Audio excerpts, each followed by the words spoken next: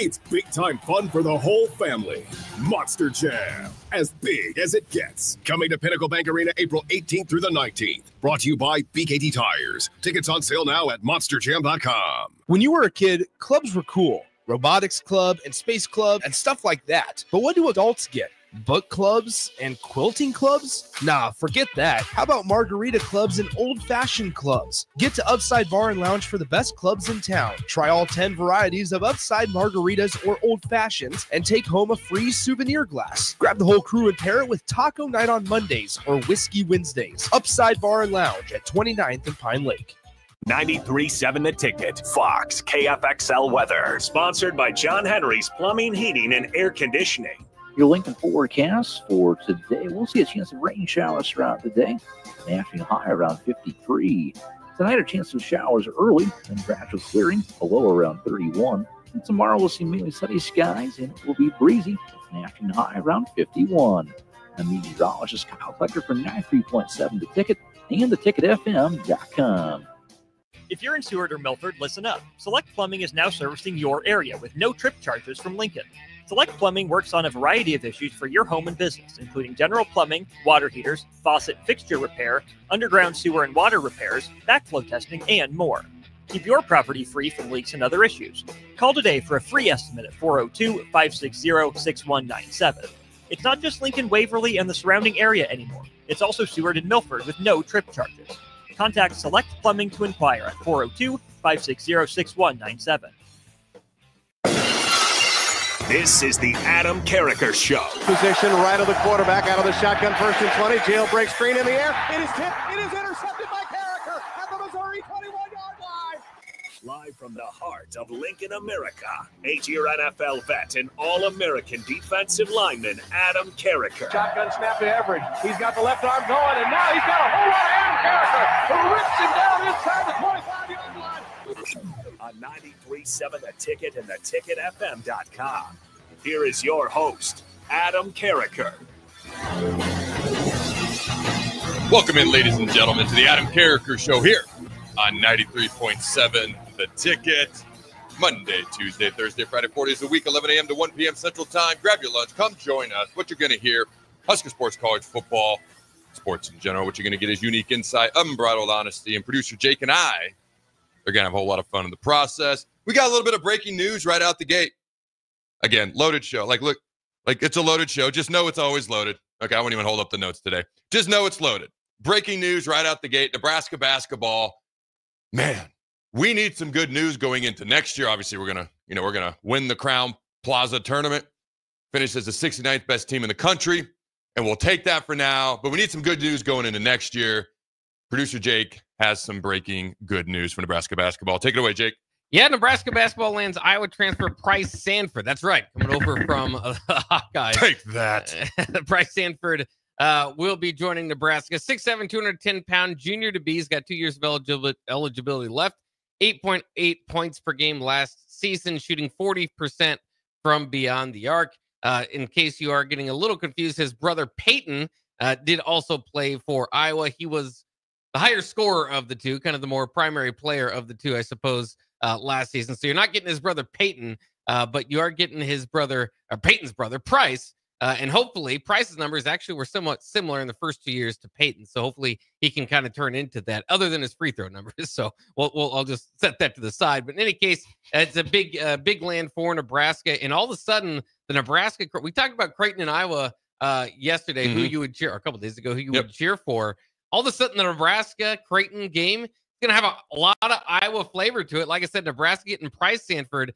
Creighton has added Josh Dix from Iowa, and they've also added Owen Freeman from Iowa, and those were two of the three leading scorers. Dix, in fact, had a career-high 31 points against Nebraska in that 97-87 overtime win that started a 6-game slide for Nebraska basketball. So a few of those Hawkeyes, they just can't get over the Huskers. They got to still go back and go to another one of their primary rivals. But Nebraska's doing what they can in picking apart Iowa's roster as well as they pick up Price Sanford. Hey, sounds good to me. Here on a beautifully. Do you like rainy days? I love rainy days. I actually am weird, and maybe I'm not weird. I am weird, but I like rainy days. I always have ever since I was a kid. Not too many, but a decent amount is okay. So on a rainy day, all I heard was we just took something from the Iowa basketball team. And this beautiful rainy day just got even a little bit better, in my humble opinion. Now, is he the younger brother or the older brother? Do you know? He is the younger brother. So he's got 2 years of eligibility left. Is that correct? The other Stanford is done out of eligibility. Well, we don't want him. That's not helpful. Yeah. So we got the one that we want. He's got 2 years left to play. Iowa got a little bit worse. We got a little bit better, and that makes for a great day in Lincoln, Nebraska. All right, so there's some rumor and innuendo out there, all this things of that nature. It has been confirmed that Hardly Gilmore has missed one practice. Beyond that, we don't know anything that's been confirmed. So when things are confirmed and we have things on a more firm type nature, we can discuss and or talk about that more. But that's all we know at this point. We're just going to leave it at that. Let the rumor and innuendo run wild elsewhere. We will wait and see how this unfolds, if there's anything to even unfold. All right, my man. We have some head coaches in college football coming out, and people are starting to get more and more vocal. And the more head coaches talk about this, the more you see other head coaches get bolder about the transfer portal and NIL. And not a single person has an issue with players getting paid, by the way. It's the insanity that is the world of college sports right now. All right, so you have that clip from Kirby Smart, is that correct? All right, go ahead. So Mickey Joseph, former Nebraska quarterback, interim head coach, Husker great, had some things to say about how he believes buyouts should be a part of college football. We're going to get to that in hour 2, at the top of the hour. But Georgia head coach Kirby Smart is a little bit frustrated with just a few things as well. All right, go ahead and roll that clip there, Jake. There's stuff going on right now, guys, in college football. I mean, there's people reaching out to have a Zoom call and present all the players they represent that are on teams, including our teams. And they want to invite people to the Zoom so they can watch and see who's going in the portal or shopping who's in the portal before the portal. Do you want to get on the Zoom and look at all these players? I'm like, well, what if some of them are mine? I mean, it could be one of the most legendary, moments in all of college sports with what's coming up on this ruling and how people are going to try to manipulate a cap when all we're trying to do is make for competitive balance. And it's really unfortunate that I don't know if competitive balance is going to come out of it. I don't know if the kids win in this model that we currently have, if they win long term. Long term, when we have to cut sports and cut other things, are the kids going to be the winners of this? I don't know. College sports been around a long time and given many an opportunity. And by all means, I want these kids to make money. But what's going on right now is not good for anybody. I really believe there still does matter a relationship. And if relationship doesn't matter, then I'm probably not going to have a kid that wants to play hard for Georgia, right? So relationship matters. Work ethic matters. Do you want to be great? Do you have fire, passion, and energy? I'll pay for that. I'll pay a premium for fire, passion, and energy because in the market we're in, there's a lack of that. Kids are going to struggle the next 10 years when they look back and somebody says, I'm going to go back, introspect, I'm going to look at this and say, what happened to the kids that went to 2 and 3 and 4 places? I will assure you, we will not be happy with where those kids that jump for greener grass went to. And I think the portal's a good thing for a lot of kids that are 3rd, 4th, 5th year, but it also gives you a way out that I don't think is good for kids right now. All right, Jake, when you hear that, because there's a couple things I want to talk about. I want to talk about, because here are the headlines that led to me actually checking out this clip to begin with. All right, Kirby Smart sharing some slimy practices being put forth by agents right now. He maintains players should be paid, and that's been consistent. But after last night, it's clear he also believes no one is winning with the current setup. Another person said Kirby Smart took on a rare and revealing tone when discussing the state of NIL and the transfer portal ahead of next week's House settlement hearing. And I want to get into the House settlement hearing, what that's going to entail, April 7th, by the way. Okay, just a little bit. But before we do that, one final thought. And here's a Kirby Smart quote. You just heard it, but here it is again. And I quote, "What's going on right now is not good for anybody," end quote. So I want to talk about the main point of what he was talking about, which is it's not good. There's some slimy stuff going on. Here, we're going to have you watch this and you can kind of try to cherry pick the players. And he's like, well, what if some of them are mine? Well, here's the other deal. Most of them weren't going to be. So there's agents out there literally just shopping human beings around, like football players, just shopping them to the highest bidder, known as college football coaches or college football programs. That's literally what they're doing. Okay. It is a hire for play mercenary business right now. That's what college sports is. All right. So he doesn't like that. All right. So we're going to react to that part. But the other thing that he talked about, because I think a lot of college athletes right now are like, man, this is going to go away soon. Nobody's had it before. Nobody's going to have it since, at least not this way. Man, I can go in the portal and I can get this money and I can go in the portal again next year and I can get that money. In the short term, no college of athletes have ever been able to make the amount of money the college athletes are making right now. And with no cap, no $20.5 million cap or anything like that, the ceiling's probably as high as it may ever be. I don't know. We'll see what actually comes down the road with this hearing and how everything unfolds over time. In the short term, man, it's glorious. What about when you're done? I can't tell you how many players I've seen when they're done playing in the NFL, they're lost. They're lost in life. They're just lost. I was given this stat years ago. 78% of NFL players within 3 years of retiring. First of all, the average NFL career is 2.7 years, but the average NFL player within 3 years of retiring, 78% of them file for bankruptcy. And within 3 years of retirement, 72% of them are divorced. You take that back to college. I don't have stats. Nobody ever gave me stats for college. But I've seen it happen to college guys. Not as much, honestly, because they have to go out and face the real world a little bit sooner. And a lot of them know, hey, I'm not going to play in the NFL. I got to be ready. Not all of them, but there's guys who are legit lost after college football. How much worse in the long term will the modern athlete be given what they're being taught in college right now, which is, I don't like it here, I'm out. I can go there and get more money. I'm a hire for mercenary paid gun, so to speak, when it comes to college sports right now. That's not how life works. So in the short term, it's phenomenal. Long term, what are your thoughts on this, Jake? I mean, I don't know. To a degree, that is how life works. I mean, you can work at one place and try to shop yourself out and work from place to place. And we've seen in generations, kind of previous generations, it was kind of get a job, stay there for retirement, build it up. And now the modern generation kind of moves around and looks for higher paying jobs or better opportunities. So it's kind of interesting to dissect it all. I don't know. Like, it's easy to say, and I know a lot of people kind of go back to like, well, what would you do if you're 18 or 22 or whatever and had all this money?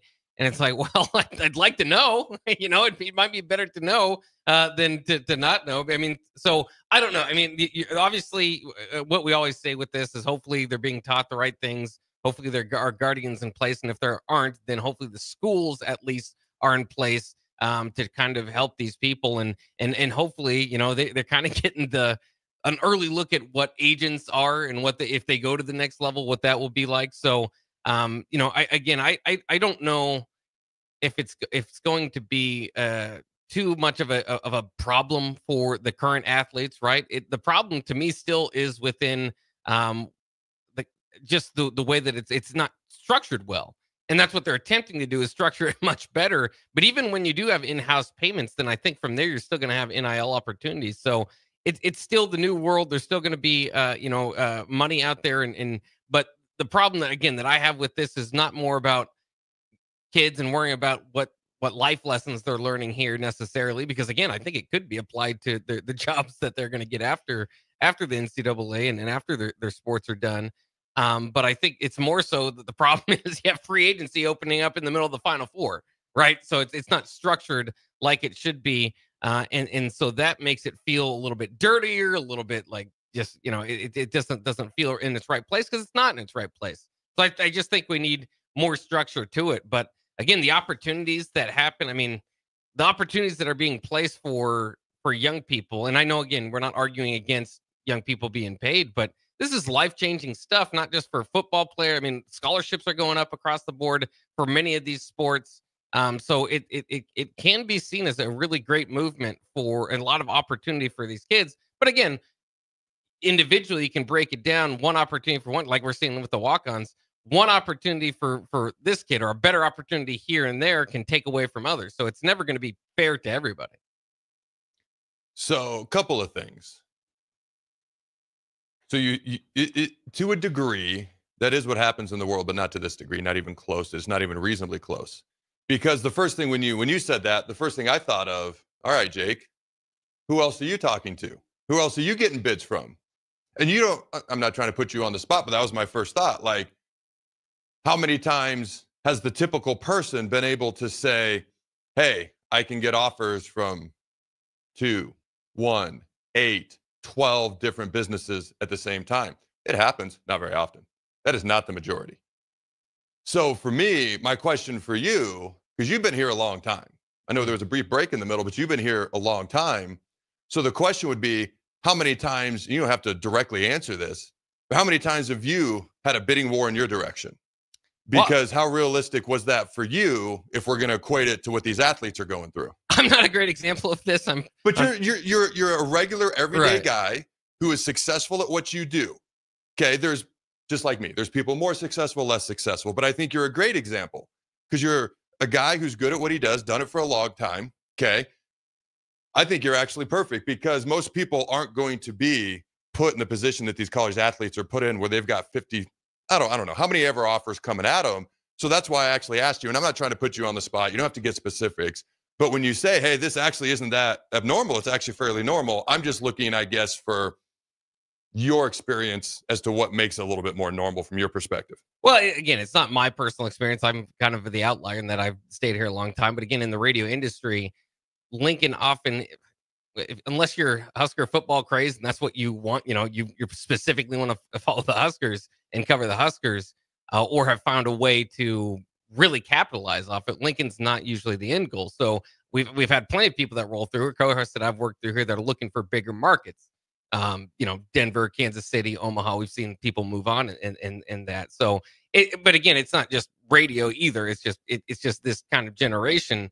I mean, I think that you probably would agree that you've seen, kind of from, and we're a couple years apart, but the parents' generation, again, of kind of finding a company, being a company man for years and years, pension, all that sort of stuff, to modern day LinkedIn, just constantly, I'm out there if there is somebody that's intrigued. Now, again, not everybody's going to get an offer there. And the other thing is, it's a comparison, but like you said, it's not a direct comparison because the amount of money that we're talking about, and just in general, the work. You always have to separate work in athletics to a degree too, because there are people that say, well, especially with this, okay, people are getting paid. Well, I made it through college on ramen noodles. Well, you weren't special. But, and I don't mean that you might be special in different ways, but you were athletically special to the point that you got a scholarship, that you're bringing in money if you're playing on the football or basketball team.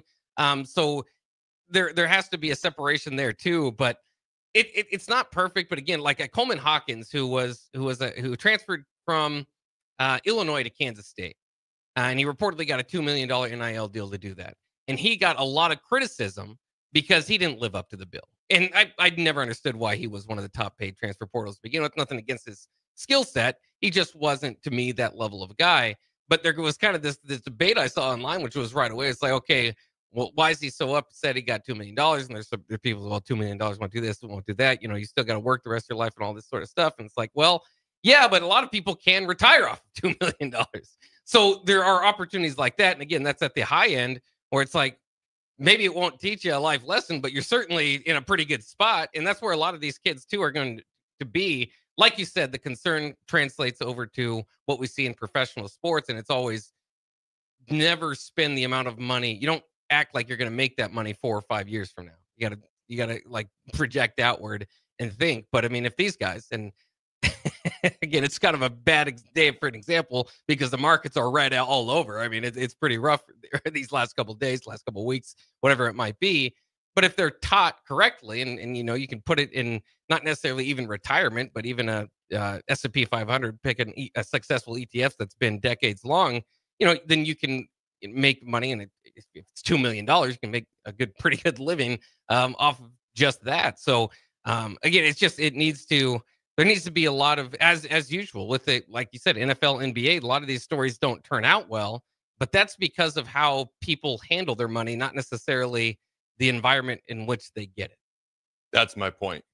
So to go to your point about, yes, guys get opportunities, they go to bigger markets. These athletes are being treated like the transfer portal and options coming their way are the norm. So that's what they're learning. Now, not everybody goes to the transfer portal, finds a home. So some of them learn a hard lesson, okay? And they're in a very rough spot at that point. But a good portion of them right now are being taught, I don't like it, I'm out. And I can go in the portal, and I can go to the highest bidder. These aren't even the top echelon college athletes. Like, I believe what you're referring to is the guys who are really, really good in radio. Like, the typical average guy, whoever that may or may not be, or gal, can't just go out in the market and have a bunch of bids thrown their way. Like, probably an average to above average college football player right now can, due to the madness, okay? Now, if you're not good, this does not apply to you. If you're in radio and you're not good, you're going to look for a new job anyways. You got to start from the bottom somewhere else anyways. But my point is, the upper echelon of somebody in any business is going to get more opportunities. What I'm saying is it's too common, it's too frequent for the athletes right now. And obviously, the better more options you're going to have. But to your end point, and that's where the 78% of NFL players being bankrupt within 3 years of retirement, and 72% of them, because the number one stressor in a marriage is finances, all right, 72% of them being divorced. Now, not every NFL player, to be clear, is a multimillionaire. But there's plenty of them, and there's plenty of them that make up that 78 and 72%. What I'm getting at, the opportunity to make money in a short amount of time as a college athlete now or an NFL player when I was coming out is insane. But you're not learning how to take care of it. So many of those guys, when I was coming out in the NFL, end up broke, end up whatever. It's not because they didn't have a certain amount of money with a few zeros at the end of it or a lot. It's because nobody ever taught them what to do when you have it. A lot of them came from very rough situations. So the first thing you want to do is you want to splurge and enjoy, which is fine to a degree. And then all of a sudden, I'm going to be honest with you, a lot of these guys think they're going to play forever. Like, you ask them what their plan is past their career, and I'll be honest, I didn't plan on sitting here. I didn't plan on having a microphone in front of my face. I had speech therapy for the first 6 years I was in school, and I was terrified to speak. And frankly, there was times, just the truth, I hated the media. Okay, there's good people in the media. But at the time, I'd been misquoted and partially quoted for clickbait headline. It made me mad. There's plenty of good people in media. It was just at the time. And so my point is, I would have never imagined this. I didn't know what I wanted to do when I retired. I don't want to say I got lucky and stumbled into this, but I kind of got a little bit lucky and stumbled into this to a degree. And I don't know if I live my life over again, if this happens again. So my point is, a lot of guys think they're going to play for a long time, and they aren't taught how to manage the money. And then all of a sudden, 2.7 years later, for the average NFL player, you're done and you weren't ready for it. And now it's like, oh, now what? Now I've got however many cars or houses or whatever, because they weren't taught the lessons when they got the money. Nobody's around trying to help you. There are guys within your club that will help you. Okay, but there's a whole lot of people that are going to come out of the woodworks and be like, hey, I umped your game when you were 12. You owe me $5,000. You want to know how I know? Because I got that phone call. I got that phone call when I was in St. Louis my rookie year. There's a whole lot of people doing this. And if you say no, now you're turning your back on everything and everyone you ever grew up on, or that's what they're going to tell you anyways. And so for me, that same situation is happening to guys that I knew coming out in the NFL and in the NFL, except now they're 4 and 5 years younger. And it's probably even worse. So to Kirby's, and you make good points. You know, we can disagree. Finally, we don't disagree on much. We need to disagree more often. And, you know, I don't want to just go to break so you don't get a chance to retort. I want you to respond, then we'll go to break. I'm with Kirby on this. The opportunity to make money is awesome. There needs to be a whole lot of parameters, but there needs to be something put in place that helps these even younger kids, like there's 17, 18, 19, 20 versus 22, 23, 24, like when I was going in the NFL, and that was young enough then. Now they're even younger. They're teenagers. A lot of them making this money. There needs to be things put in place that help them out with, hey, this ain't going to last forever. You might be done when you're 22. What you going to do for the next 50, 60 years of your life? Okay. Or, you know, when I was done playing 24, 25, what are you going to do for the next few years of your life? And mapping it out. And there are people that are there, but it's not a priority. They care about you while you're playing. When you're done playing, that's not the priority to these people. Our guest was just trying to call me. So do you have a retort? I'm going to text him. We're going to call him here shortly. Former Husker Mike Demps is going to join us. Do you have a response? Then we'll go to break and we will call Mike. I'm going to text him and let him know that we're running behind. Go ahead, Jake. Not too much of a retort. Just, because I think, even though we're disagreeing to a portion of this, I think, again, my argument would still be there needs to be a lot more structure. And part of that structure would be, financial planning and have somebody that's there for every team that maybe is even the go-to guy for financial planning down the line and what this money or whatever your situation is can bring for you in the future. Because for every one of those guys, I think they're, like you said, going to be 10, 20 agents or people coming back and telling you different ideas of what you should do with your money that isn't going to help you. So, it is interesting. It's just, when I hear this, is this going to be good for anybody down the line? This is life-changing. Like, I think we're underestimating that to a degree too. For many of these people, like you said, some of them that don't come from the best background, it can be life-changing, not just for them, their children and people down the line, obviously, as well. But again, you run into that problem of if you the divorce thing. I mean, if you get with somebody when they're making a bunch of money and then the plan after that is, all right, well, now I'm done. And now we're not making that much money and we're just going to have to live off whatever this is. And you're used to spending this and your significant other is used to getting this, that, and the other thing, then it could become a problem. So everything has to be managed well one way or the other. But when I hear somebody say, well, who's really winning out of this? There's a lot of people winning big time for their future families out of this. I agree. I just want to make sure it's long-term winning, not just short-term winning. My wife was with me when I was broke. So that's always been reassuring for me. You have any money when your wife married you? I would say That was an awkward laugh. I won't make you answer that. All right, we come back. Former Husker Mike Demps is going to join us. All right, don't go anywhere. Authentic Mexican food is not always easy to find, but you can find it in Lincoln at Tacos Los Hermanos. Their birria tacos are worth the drive from anywhere in town, but their chicken, chorizo, al pastor, and asada tacos are also worth the trip. You can also try any of those meats in a burrito or quesadilla. You won't find a better toppings bar in the area or better dessert options. If you can't get there, don't worry, they do deliver as well. Stop by Tacos Los Hermanos for lunch or dinner today at 70th and Havelock Streets in Lincoln.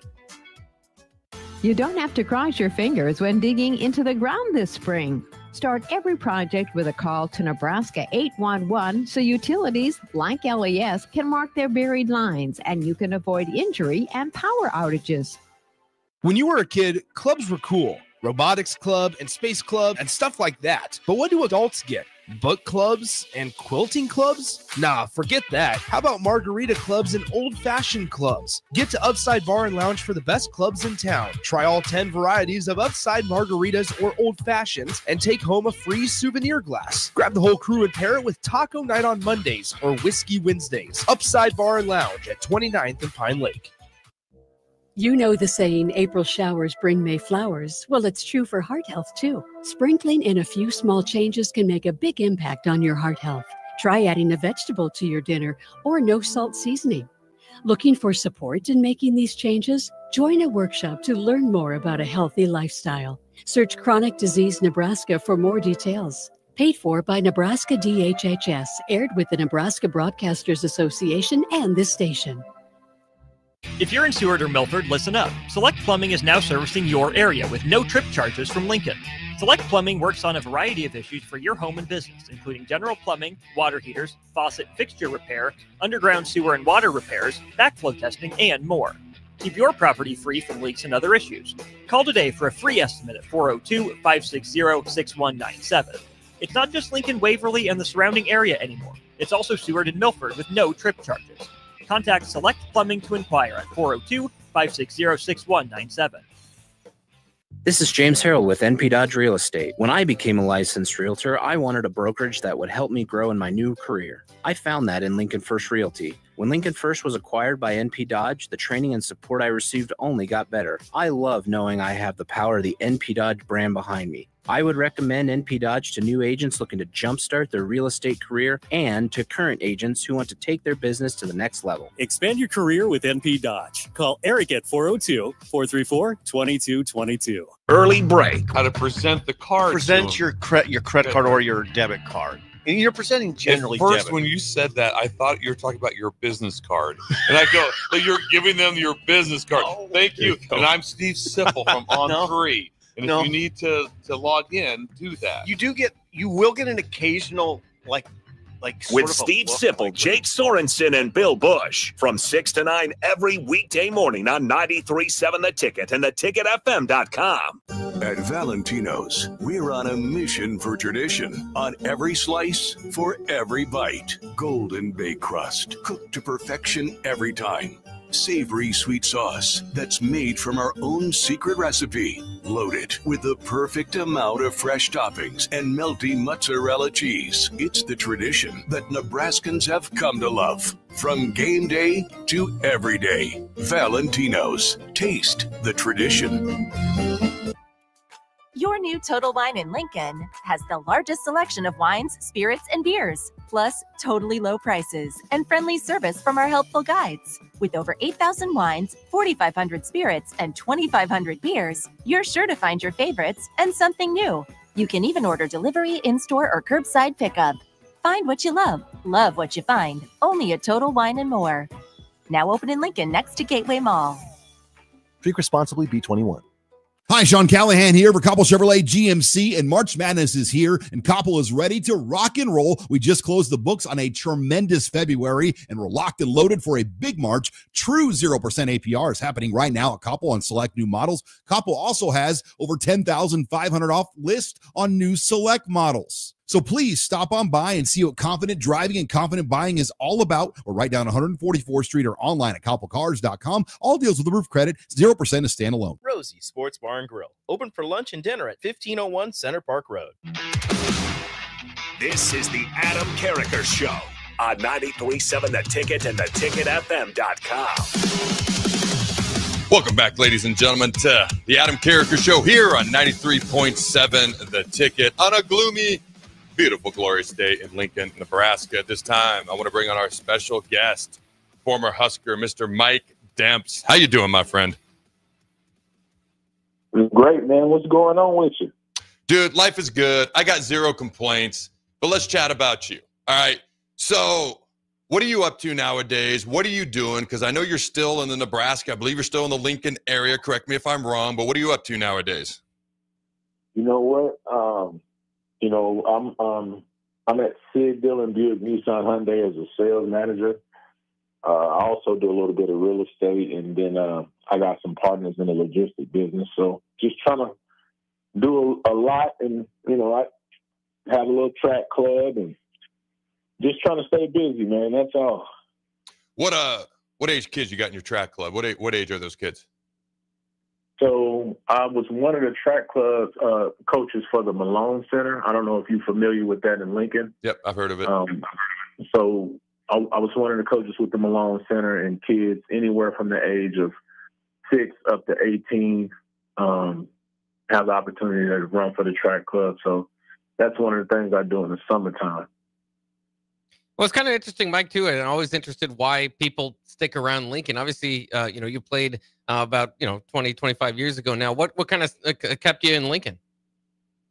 You know what? Lincoln is probably one of the best kept secrets in the United States, man, when it comes to quality of life. Is exactly what it is. When you pull it in and it says, welcome to the good life, it's definitely an opportunity to have a good life. And where I'm from in Fort Worth, Texas, coming up the way I came up, it just seemed like the smartest thing to do, stay in Lincoln, raising kids and trying to be a part of that good life, So it's interesting because I talked about this a couple shows ago. The top 15 happiest cities in America, Lincoln was ranked number 6. Now you look at all this, people would be surprised to hear that outside of the state of Nebraska. But you look at the surroundings, states, so to speak. There was like 4 from California in the top 15 and 3 from Arizona and 3 or 4 from Florida, and then there's Lincoln, Nebraska at number 6. And I'm with you. Like I've told people, my biggest regret about moving back here last summer is we didn't do it sooner. What is it about Lincoln that makes people love living here so much, in your opinion? I think it's Lincoln is becoming a bigger size town, but I think it's more of the friendly people in the small town feel where you can be in Lincoln and know no strangers. and you have an opportunity to, make friends and build relationships and have an opportunity to grow outside of those relationships with people. And I think that's one of the most attractive things about Lincoln. You can go in a grocery store any point in time of the day, you look at a person, have a total stranger, have a 5 to 10 minute conversation, never see them again, but a good conversation, you move on with your life, they move on with their life, and it kind of makes your day having that experience from time to time, Mike, I got to ask you about the spring game. Of course, the spring game is going to the wayside, at least for this year, being replaced by Husker games. I don't want to completely bury it there, but obviously you had a big moment in the spring game with a 100-yard kick return in 1999. What would you kind of say? Are you kind of sad to see the spring game go, being one of those that had a big highlight? You know what? I think the spring game. I am kind of sad to see it not be something that's not participated in, and the reason why is because it would give a lot of guys that's waiting for a moment and waiting for an opportunity to show what they have to offer on the field, and I think it kind of takes away from that. But at the same time, I feel like Coach Rule is doing a really good job with the program thus far, and you just kind of got to go with where he feels like the program needs to be when it comes to, I guess, protecting the plays, protecting the players, and making sure we have the best opportunity to have winning seasons in Nebraska. All right, man, Deion Sanders, and I love the idea. He proposed the idea of doing spring games versus other teams in the future, doing joint practices, NFL style, the week leading up to the spring game. And he even, it was seriously discussed between Colorado and Syracuse this year. The NCAA stepped in and said no. It's interesting. Since then, Oklahoma State's Mike Gundy on the NCAA denying joint practices, and I quote, "I'm not sure how they have grounds to say you can't do it. Like if somebody just goes and does it, what are they going to do to them?" End quote. So first question, what are your thoughts on joint practices and joint spring games? And if two teams just went and did it, what could the NCAA realistically do to them? You know what? I saw that, and honestly, I think it's a great idea. And the reason why is because what's your purpose? And obviously, you go to college, get an education, and eventually become a different type of professional. But when you're playing football, it's for life prep versus what you're gonna become and what you're gonna do. And I think moving in that direction helps better prepare the athletes to become pro athletes and to know what to expect and how to conduct themselves in those types of atmospheres earlier on, and giving them the opportunity to, obviously play against more competition in the springtime, but at the same time, giving them an opportunity to prep for that type of a lifestyle and schedule that a lot of them will have the experience of doing. I mean, obviously, Adam, you've been in the NFL. I believe that's probably one of the best practices in the NFL. So, what do you think about something like that? You know what I mean? Like, I think it's a great idea, but, I'm just a person that's on the outside looking in. I've actually, ever since I was a kid, I remember being in middle school, being like, spring games are great. What if we did them against another team? That'd be even more awesome. And then you've gone through spring practice, spring games, obviously played at Nebraska. For me, people are like, what about the injuries? And I've kind of gone through the diatribe before in previous shows, but there's literally half as many guys on the field when you're playing someone else versus yourself. The actual reps are better. It's more quality reps. So you could argue less injury risk, better quality reps, maybe not an amount of reps, but the injury risk goes down. And it's like a freaking spring game practice. Like you can control what's going on with the other team. It's like if you want to do certain things or not do certain things with those practices or the spring game, to me, you can do that. You're the ones in control. There's nobody else telling you what you have to do. And so for me, especially with the joint practices, like, dude, I got so sick and tired of doing the same Oklahoma drill, one-on-one drill versus the same fat offensive lineman every day. Hi, O lineman, I love you. Sometimes, even to this day, I see an old lineman, I'm like, I probably like you. We'll see. But to me, it's like I want to see somebody different. Anyway, so Jake, you got one last question before we let Mike get out of here? Oh, yeah, I just want to ask about your time at Nebraska because you were a defensive back during a pretty good day to be defensive backs. Of course, we all long for those days. But the Ralph Browns, the Mike Browns, the Keogh Cravers, of course, Charlie McBride was still coordinator through a part of your career. What was the competition like in that room back in your playing days? Competition was super stiff. It was I guess it goes back to the spring deal that we're talking about with injury, what Adam just said. I don't believe in things happening just on happening because of. I think your divine will is your divine will. So those guys have spring practices and get hurt, and their life paths go the way it's supposed to go. I believe in that. I'm a strong believer in your life path. And back in the day in those rooms with some of those guys, the fact that, I actually got hurt and couldn't continue my career as long as I wanted to, but I believe my path went in the way that it went. And a lot of the guys that worked real hard and kind of didn't get hurt and was able to stick everything out, they got exactly what they deserved. So great opportunity, great athletes that I was around, learned a whole lot.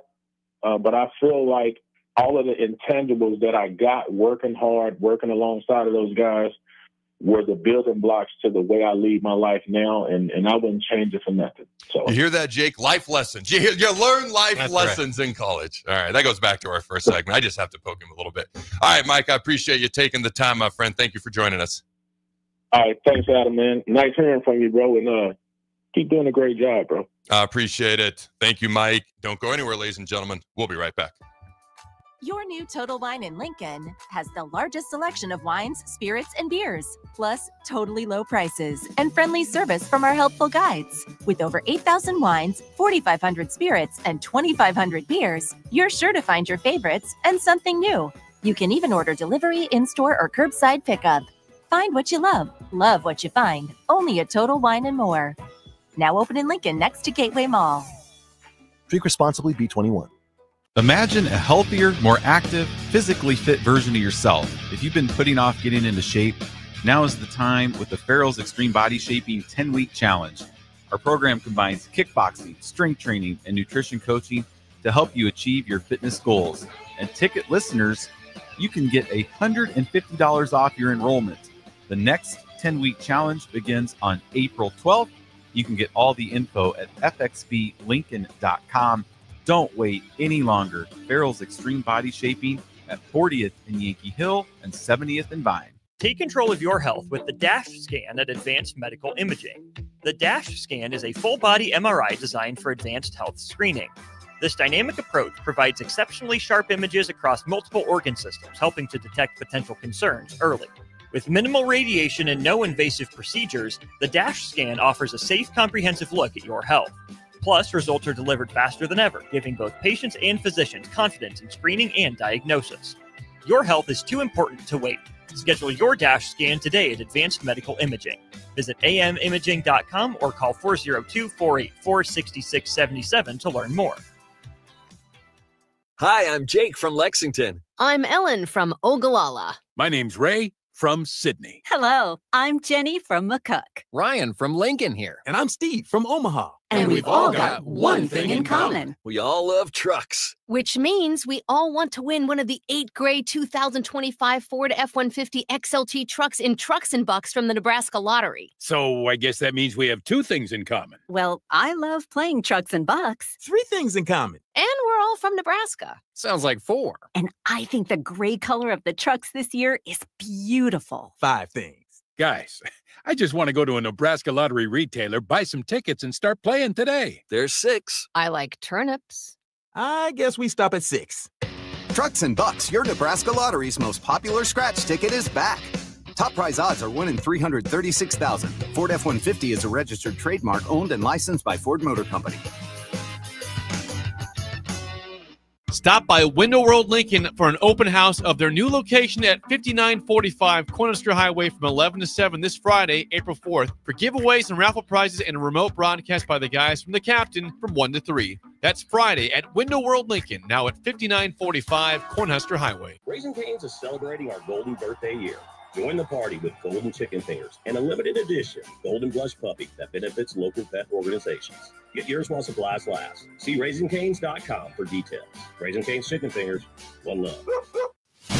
This is Monster Jam. Witness big air, two-wheel skills, backflips, and all-out racing. It's the only place to see the world's best drivers tear up the dirt in your favorite Monster Jam trucks like Gravedigger, El Toro Loco, Megalodon, and more. It's big-time fun for the whole family.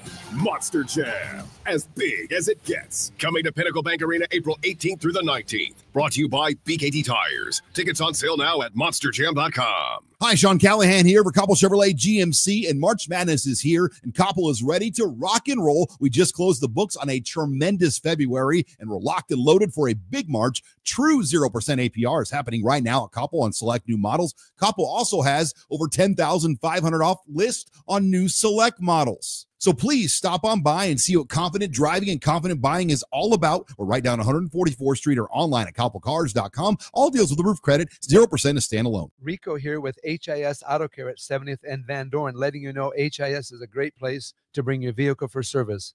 With superior service, bumper to bumper, we'll treat your vehicle like it's your mother's. Doesn't get any better than that.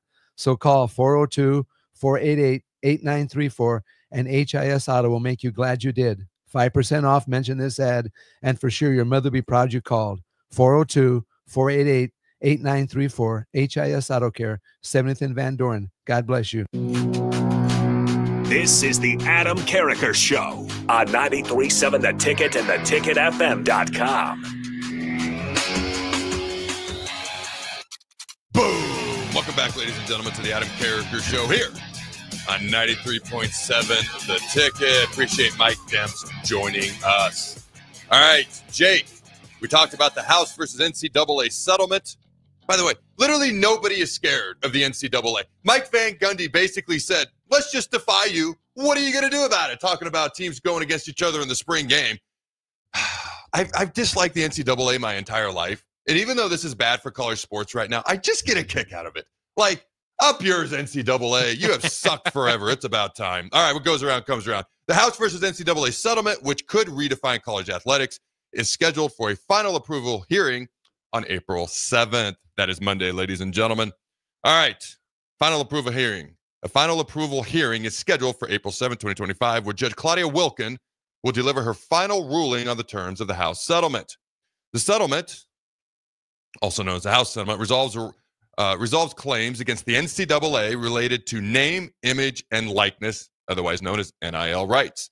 Potential impact. The settlement is poised to shape the future of collegiate athletics, potentially leading to significant changes in how college athletes are compensated and treated, specifically when it comes to back pay. That word catches my attention. How far back could this back pay go? I mean, we talking like, I say the last 20 years is what I don't know. That's your vote? Yeah, that's my vote. Let's do the last 20 years. That'd work for me. All right, back pay, benefits for current and former athletes, revenue sharing. Those are the words that's going to stick out to everybody. Revenue sharing, a revenue sharing model allowing schools to distribute funds directly to athletes. Because, Jake, they're not already doing that, right? That's right. We'll just go along with that fallacy. Permitting schools to compensate their own student athletes directly. Again, we'll just pretend that's not happening. All right, let me see here. The revenue sharing, the settlement proposes a revenue sharing framework which allows schools to distribute up to 22% of the average Power Conference athletic media rights, ticket sales, and sponsorship revenue to athletes. So just for perspective, Nebraska, their basically cap number would be $20.5 million. The goal for football, because that's for all your sports, but for football, it'd be $14.5 million. All right, NIL compensation. Oh, here it is. This settlement allows schools to pay up to $20.5 million in NIL cash directly to the players beginning next year. Do you think this will get approved? Is this a step in the right direction? Thoughts? Yeah, I think it is. And I don't think it necessarily takes away the bidding wars that we're going to have. I think that, the very name, image, and likeness stuff that you can go on and still sign deals outside of the university, whether it be with EA Sports, Gatorade, your local pub, whatever it might be. So, I think it's a base that we need. And that's what we need, I think, more than anything, is just a base to make sure that everybody is being taken care of right throughout this. And that goes through for these different sports. And then you're going to have these different arguments. Like you said, 80%, whatever it is going to go towards football. 10% is going to go toward basketball. I don't know the exact percentages, but in every college can make their own determination.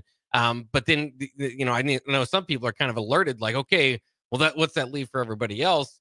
Well, it leaves a slice of the pie. And remember, those are not, despite all the world that we live in and everything that's going, most of those are not revenue generating sports to begin with. So just to get a slice of the pie, even if it's, $1,000, $2,000, whatever it might be, it's more than it is now. So I think this is definitely a step in the right direction. I don't think it completely fixes everything, because from there on, you can, again, still have NIL above that. So I think this cap, I just don't believe that everybody's going to spend $14.5 million and Ohio State's just going to go, yep, that's all we're going to do.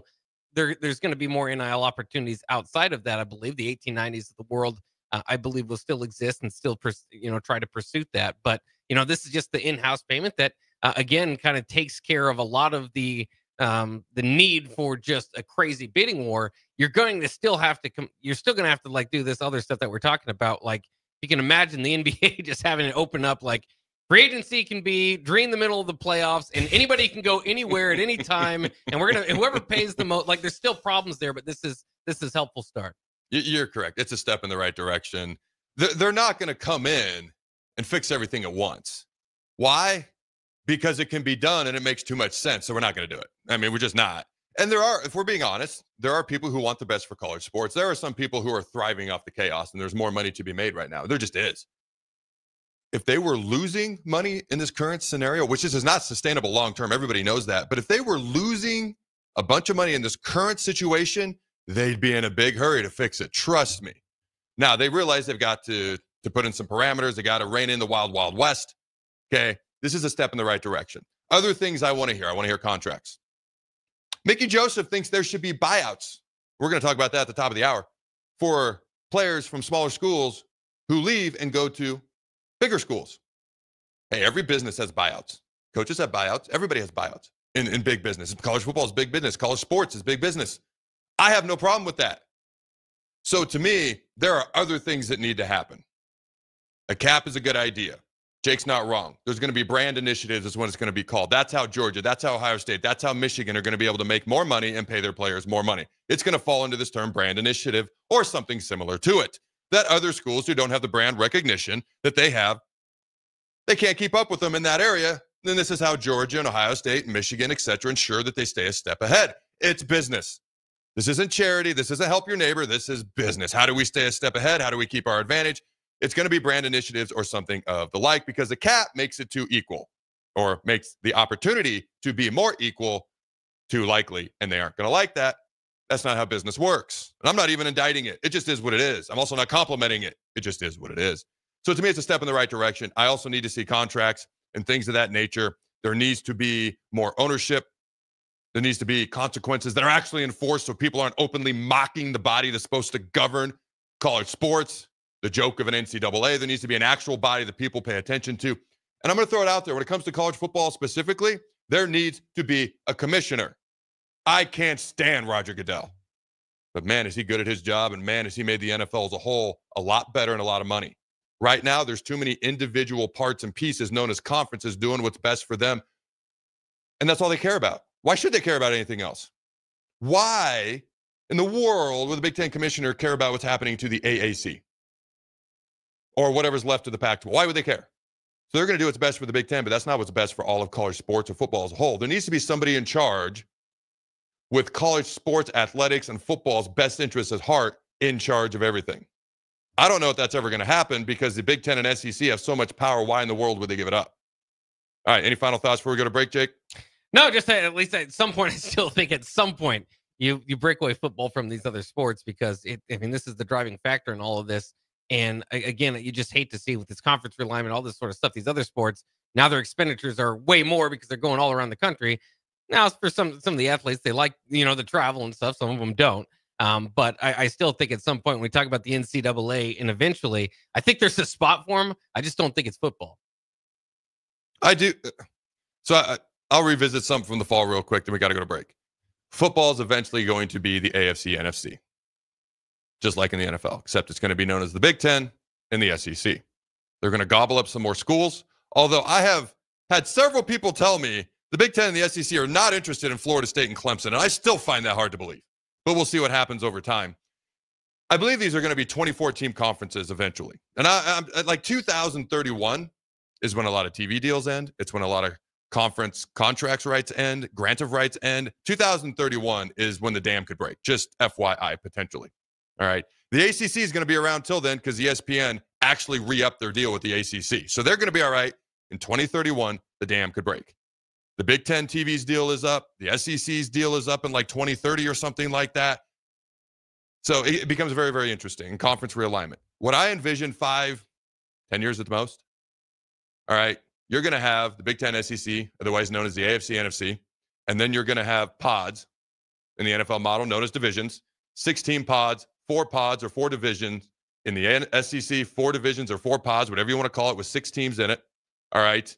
In the SEC, you're going to have division or pod winners. The SEC will have their own playoff. The Big Ten will have their own playoff, and then their champions will meet for a national title, much like the Super Bowl between the AFC and NFC at some point in the future. And that's what's going to be the national championship game is the SEC champ, the Big Ten champ, and that's going to be football. And eventually what's going to happen is the pods are going to be more geographically based. So let's say USC, UCLA, Oregon, Washington. I don't know. I'm just going to say, I don't know. The Big Ten grabs Utah or whatever.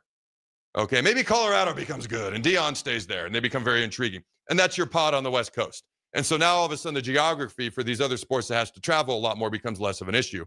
Otherwise, these sports just have, football has to completely break away.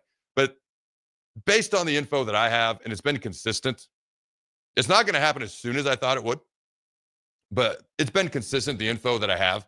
That is what we're looking at 5 to 10 years from now, and they're slowly working their way towards it. All right, Jake, let's go to break. When we come back, Heinrich Haarberg is still the fastest player on Nebraska's team. Do you know who number 2 is? I don't. It's a true freshman. I'll give you a hint. All right, Mickey Joseph calls out the NCAA because nobody respects the NCAA. Will Trev Alberts strike again? That's such a terrible teaser, but it's still true. I didn't even tell him what that's about, but he knows. All right, what else do I got here? Final 4 predictions. And we should probably give a prediction for Nebraska and Boise State in the Las Vegas Bowl. I mean the Crown Tournament. All right, don't go anywhere. We'll be right back. This is Lincoln's home for sports talk on the FM dial. Also online at theticketfm.com. On the internet. KNTK FM Firth, 93.7 The Ticket. Imagine a healthier, more active, physically fit version of yourself. If you've been putting off getting into shape, now is the time with the Farrell's Extreme Body Shaping 10-Week Challenge. Our program combines kickboxing, strength training, and nutrition coaching to help you achieve your fitness goals. And ticket listeners, you can get $150 off your enrollment. The next 10-week challenge begins on April 12th. You can get all the info at fxblincoln.com. Don't wait any longer. Farrell's Extreme Body Shaping at 40th and Yankee Hill and 70th and Vine. Hi, Sean Callahan here for Koppel Chevrolet GMC, and March Madness is here, and Koppel is ready to rock and roll. We just closed the books on a tremendous February, and we're locked and loaded for a big March. True 0% APR is happening right now at Koppel on select new models. Koppel also has over 10,500 off list on new select models. So please stop on by and see what confident driving and confident buying is all about. We're right down 144th Street or online at koppelcars.com. All deals with the roof credit, 0% is standalone. You know the saying, April showers bring May flowers. Well, it's true for heart health, too. Sprinkling in a few small changes can make a big impact on your heart health. Try adding a vegetable to your dinner or no salt seasoning. Looking for support in making these changes? Join a workshop to learn more about a healthy lifestyle. Search Chronic Disease Nebraska for more details. Paid for by Nebraska DHHS, aired with the Nebraska Broadcasters Association and this station. Rosie's Sports Bar and Grill, open for lunch and dinner at 1501 Center Park Road. At Valentino's, we're on a mission for tradition. On every slice, for every bite. Golden baked crust, cooked to perfection every time. Savory sweet sauce that's made from our own secret recipe. Loaded with the perfect amount of fresh toppings and melty mozzarella cheese. It's the tradition that Nebraskans have come to love. From game day to every day. Valentino's. Taste the tradition. It's the two-fingered wave on a gravel road. It's letting the kids take Dad's truck to prom. It's Friday nights under the lights of a hometown football field. Eustace Body Shop knows small towns. It's where our values are rooted. We treat our people right, and in turn, they treat you, our customer, right. And we give back to our communities. Not much more small town than that. Eustace Body Shop, small town service, big city technology. The most recommended Eustace Body Shop. That's who we are. Who are you? I'm the Truck Fairy. You mean the Tooth Fairy? No, Truck Fairy. I appear when someone dreams about winning one of the 8 new trucks in the Nebraska Lottery's Trucks and Bucks scratch game. Oh, so you leave Trucks and Bucks tickets under my pillow? No. Cash? Sorry. What exactly do you do? Remind people to play today. Don't think I need a Truck Fairy for that. Yeah, I get that a lot. Play Trucks and Bucks from your Nebraska Lottery. Top prize odds are 1 in 336,000. Early break. How to present the card. Present your credit card or your debit card. And you're presenting generally At first, debit. when you said that, I thought you were talking about your business card. And I go, so you're giving them your business card. Thank you. And I'm Steve Sipple from On3. And if you need to log in, do that. You will get an occasional, like with Steve Sipple, Jake Sorensen, and Bill Bush from 6 to 9 every weekday morning on 93.7 The Ticket and theticketfm.com. In every office, there's 2 types of people. There are those who bring in bagels and those who eat the bagels that someone else brought in. Everybody likes the first person. Be that first person. Weekday mornings at 7:30, you have a chance to win a business box of bagels from Bagels & Joe. All you have to do is shut up Sipple. 2 questions for you, 2 for Sip. Win, and the bagels are yours. Lose, well, you don't want to lose. You lost Monday, you lost Wednesday, you're a loser. Shut up, Sipple. Weekday mornings at 7:30, brought to you by Bagels & Joe. This is the Adam Carriker Show. Position right of the quarterback, out of the shotgun, 1st and 20. Jailbreak screen in the air. It is tipped. It is intercepted by Carriker at the Missouri 21-yard line. Live from the heart of Lincoln, America, 8-year NFL vet and All-American defensive lineman Adam Carriker. Shotgun snap to Everett. He's got the left arm going, and now he's got a whole lot of Adam Carriker who rips him down inside the 25-yard line.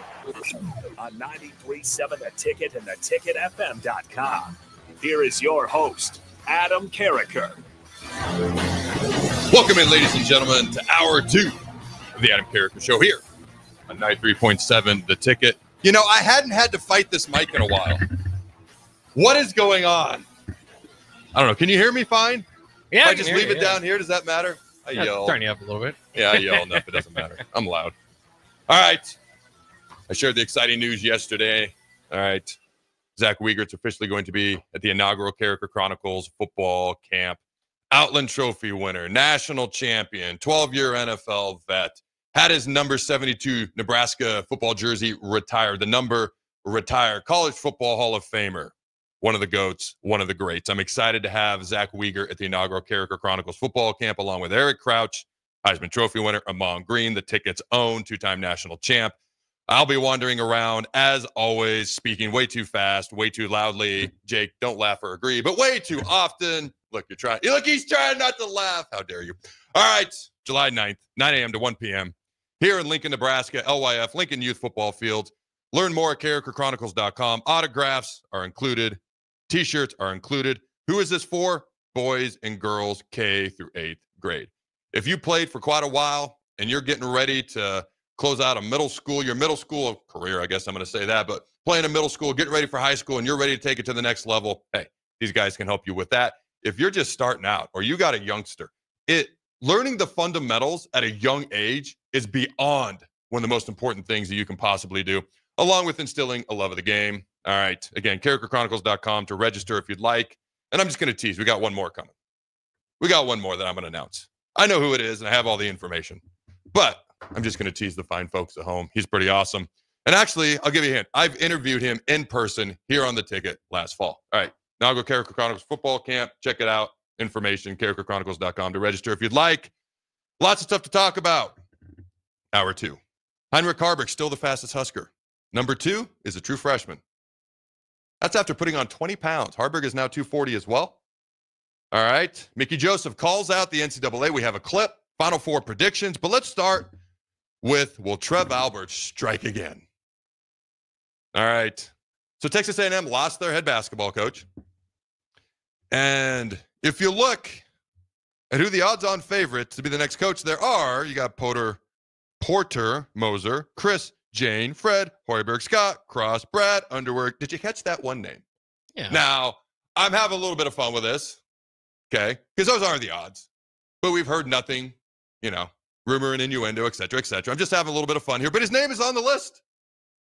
I'm pretty sure he's going to stay at Nebraska. But what are your thoughts on this, Jake? Just that Hoiberg's name is on this list. How does that make you feel?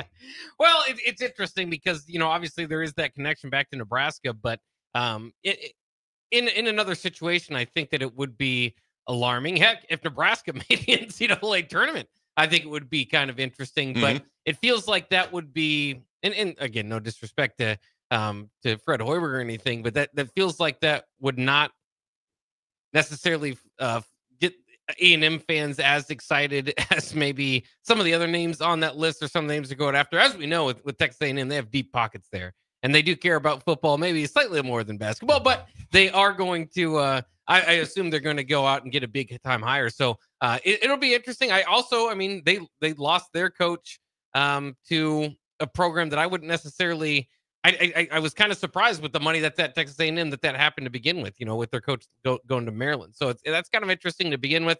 I don't know what kind of pool of money he's working with there because it's Texas A&M. I assume it's a lot, but again, football is king down there. So it'll be interesting. It'll be interesting for Trev to get a hire, but it just doesn't feel like there would be.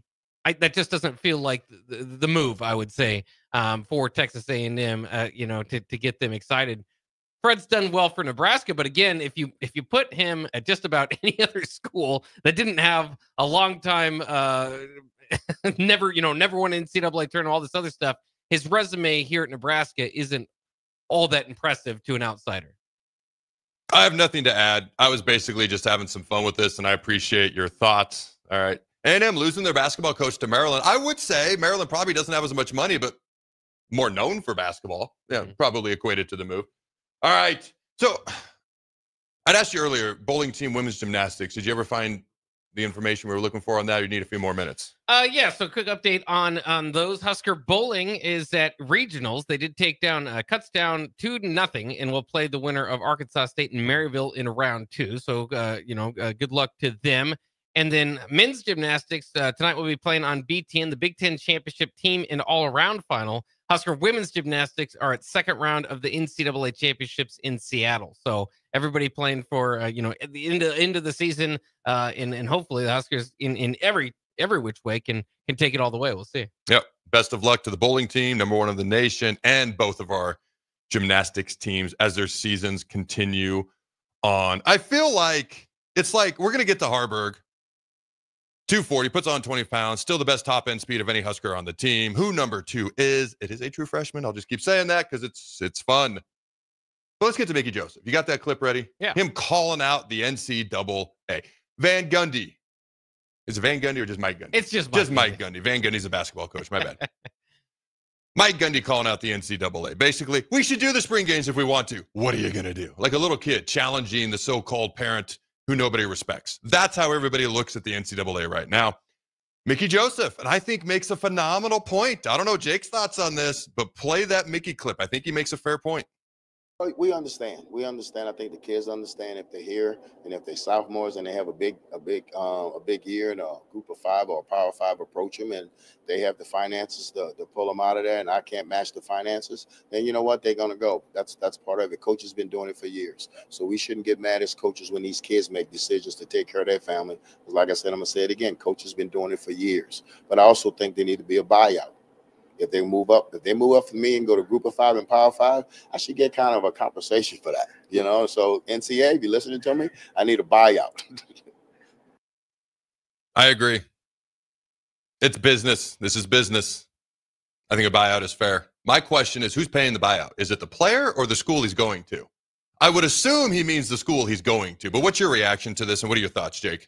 Yeah, it certainly is interesting. I think that it'd have to be from the school. You would assume the players think so. You wouldn't want to take a hit, but I mean that's and again, you're kind of battling through what are we talking about here? Is it post House versus NCAA settlement where the money is going from the university? Are we talking about NIL companies, because that doesn't, that would be kind of hard to make some sense of it. So it's interesting. I don't think that it's a bad idea as far as, some of those smaller schools, which are going to take hits over the next, several years. And with this kind of open free agency, right, that certainly probably has not helped them. So, yeah, I mean, I could see, I would like to see maybe something like that to help them. But at the same time, like you said, business is business. So if it's not necessarily it's just kind of this, it's just in this interesting space, right, where who's looking out for everybody. That's a good idea for if everybody's out there, we're looking out for everybody in every program. But if it's going to end up being the Big Ten and the SEC, and then these other programs are going to have to kind of find their spot, and certainly Grambling, at a level even below, MAC or whatever it might be, then it might be tough to. So I mean, I like it. I don't know if I'll ever, if I let the likelihood of seeing it happen. Well, that's a great point. Yeah, we're probably not going to see it. Not unless there's a commissioner doing what's best for everybody. Big Ten and SEC have all the power. You think they're going to go, let's help Grambling State out. Let's help Mickey Joseph out. They have no interest in that. They're just going to be like, all right, that slimy agent that wanted to show us all the potential players we could poach and steal, let's go meet with that guy. We're not going to do what's best for everyone else. So the odds of this happening are not great, but I still think he is correct. So here's another quote from Mickey, and I quote, "There needs to be a buyout. If they move up from me, Grambling State, and go G5 or Power 4, I should get compensation for that." End quote. He's 100% right. What's going to happen is the way it's set up right now. The powers that be, the Power 4 conferences, Big Ten, SEC specifically, they have the power, and they have no motivation to change this. Because right now, they can literally go, hey, we're going to take their best player, or we're going to take their best player, and we're going to take this school's best player, and we have more money than all of them, so there's nothing you can do about it. What's going to happen is the G5 schools and schools like Grambling, okay, their best players are going to get poached year after year because these players are going to be like, hey, I can get more money. I'm going to go there. Frankly, probably better opportunities, at least on the football field. So I'm going to go there. So that's what's going to happen. I doubt if anybody does anything about it. What's unfortunate is the separation from the top-end schools to the middle schools is just going to grow because of this. The separation from the top-end schools to the smaller schools is just going to grow. And frankly, the separation from the middle to the smaller schools is just going to be bigger as well. The haves are going to have more, and the have-nots are going to have less. It's unfortunate. It's just kind of the way it is. It's not the way it should be. To Jake's point, what we'd like to see is probably not what we are going to see. However, all right, what do you want to talk about next? We got Haarberg. We got Final Four. What's your wish? I'm intrigued by Haarberg being the fastest Husker despite adding significant weight. Okay. So there was a picture of a current player walking through the locker room, and you could see up on the TV, they had the top-end speeds. And number 1 was Haarberg. Number 2 is Dawson Merritt. So the two top-end speeds, according to what you could see, it was pretty easy to see. Number 1 was Heinrich Haarberg. And I know he had the highest top-end speed last year. I know that because I got it from a credible source. So he had the best top-end speed of anybody on the team last year. It appears to this point that he has maintained it while adding 20 pounds, going from 220 to 240. And the number 2 player on the team with the best top-end speed on Nebraska's football team is freshman linebacker Dawson Merritt. What's your reaction to that? Because, man, when I interviewed Dawson, he comes across like a guy that people are just going to really like. You turn on the film, and you're like, yeah, I could see why Alabama and Nick Saban really wanted him. Boom, glad he's in Lincoln. What's your reaction when you hear that? What type of impact do you think Dawson Merritt can make this year as a true freshman? Well, it's interesting between him and Christian Jones, some highly rated linebackers coming in. There are enough upperclassmen that I don't think they're going to be forced to play, but that's where you kind of think if they can force themselves to play, right? If they're good enough to force the coaches to put them out there on the field. And that's the one thing we always talk about. You can't teach speed. So whether that be special teams starting out or, even certain matchups, there's going to be some teams that are going to kind of grind you out and maybe want some more meat in there on your linebacker unit. And then there's going to be some units that are throwing the ball around too much, or, you're having trouble keeping up with the a running back out of the backfield or something where Dawson Merritt might make more sense there. So I think it's exciting, the versatility he's going to bring. Unfortunate that he's not able to play this spring. So I am excited for the future there at linebacker. Of course, some of the other additions they made in the transfer portal, again, I think will help more immediately, but it really just allows him to grow into a player. I'm really glad that as highly decorated as these guys coming in are, it's not like they have to play. We have to force them out there. We don't have a choice. They can kind of take the general path of adjusting, and if you are good enough to force yourself to play, then you can play. Because we've talked about Vincent Shavers and Willis McGahee and Marquez Watson-Trent and Dawson McCullough at all these different positions on defense. And then we remember just a year behind them, here comes Christian Jones, who won the Butkus Award as the best linebacker out of every high school in the entire country. Don't take that for granted just because he's from Omaha. You got Dawson Merritt, who I knew was a freak athlete to begin with, but that's crazy about the top end speed. I remember all the way back to National Signing Day, early National Signing Day, which is really National Signing Day in December. Rule flat out said he's looking for a lot of these guys to play and contribute early. He mentioned specifically on that day Cortez Mills. He mentioned Dawson Merritt. So for me, when I look at that young, athletic, it's explosive linebacking core, it's very young, but man, the speed and athleticism is all over the place there. Our secondary has a bunch of experience. Hopefully there's better consistency in production next year. I do think coaches being on the same page in that defensive meeting room is going to be a gargantuan difference maker in a positive direction for Nebraska, because it doesn't matter how talented you are, how good the coaches are. If you've got too many cooks in the kitchen, the meal may not be that great. Okay. If you've got the right ingredients, but you got different chefs throwing in different ingredients at the wrong amounts and maybe the wrong type of ingredients, whether it's a good ingredient or not. Like I'll tell you right now, I used to make cornbread when I was growing up. There is a big difference between baking powder and baking soda in cornbread. I found this out the hard way. I made it with baking soda one time. Oh my, one of the most disgusting things I've ever eaten. Like to this day, my parents will still make fun of me for it. Hey, you using that baking soda? That's 20 years later, not funny anymore, but they think it's funny. So my point is, they've got good ingredients in that defensive room. Those chefs, if they're working together a little to a whole lot a bit more better this year, follow that English, Jake, it's going to bring a better result. We'll see how it plays out. A lot of former defensive coordinators in that room, can they get on the same page? I think they will. I just got to see it play out. The defensive line, like Rule said, we're going to have one of the best defensive lines around. That's exciting to me. I still got to see it. I just got to see it. But the athleticism at linebacker and the future at that position is exciting for me as well. Haarberg, we've gone through this whole thing, and the main guy we were, kind of with the top end speed that we were going to talk about, Haarberg, haven't talked about him much. So there is, let me see if I can find it real quick. I know I've got it. All right. Evan Bland, shout out to Evan. Basically, as walk-on success stories tend to fade nowadays in college football in the NIL era, Luke Lindenmeyer, according to Evan, is pretty clearly the number one tight end right now. And I quote, all it takes is one person to believe in you, end quote. I assume that's from Lindenmeyer, quoting that.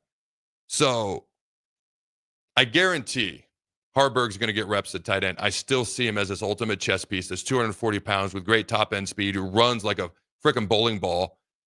And I'm excited to see what Dana Holgerson's going to do with him. What are your thoughts on this?